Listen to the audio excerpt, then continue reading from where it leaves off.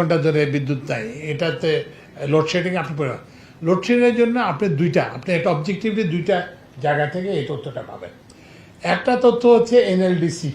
আমি কিন্তু আমার নিজেরও কিন্তু যে এনএলডিসি যে লোডশেডিংয়ের যে তথ্য দেয় সেটা সম্পর্কে আমারও কিছু প্রশ্ন আছে। ডিস্ট্রিবিউশন ইউটিলিটিসগুলোকে জিজ্ঞেস করেন যে তোমরা কত চাইছো আর তোমরা কত পাইছো, এই দুইটাই কিন্তু নাহলে কিন্তু এই যেটা বললাম যে একটা লোক বলল কে কি উদ্দেশ্যে কে কেন বলে, কারণ অনেক জায়গায় দেখছি যে এগুলো মিথ্যা কথা। অনেক জায়গায় বলছে আমাকে আমি ওখানে যেয়ে দেখছি লোককে আরেক জায়গায় জনকে খোঁজ করছে না, আমাদের তো বিদ্যুৎ যায় না।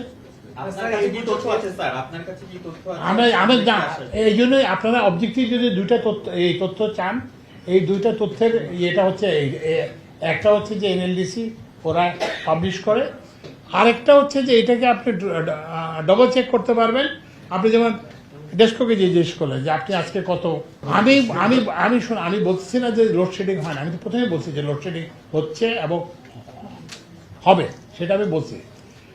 কিন্তু প্লিজ আন্ডারস্ট্যান্ড দ্যাট অনেক সময় তোমার বাড়িতে কারো বাড়িতে বাড়িতে বিদ্যুৎ না থাকার এটাও একটা কারণ যে ট্রান্সমিশনটা, এবং এগুলো কিন্তু গ্রীষ্মকালে বেশি হয়, মানে এই ফ্রিকোয়েন্সি এগুলো বেশি হয়। আমি তো অস্বীকার করছি যে লোডশেডিং হচ্ছে না।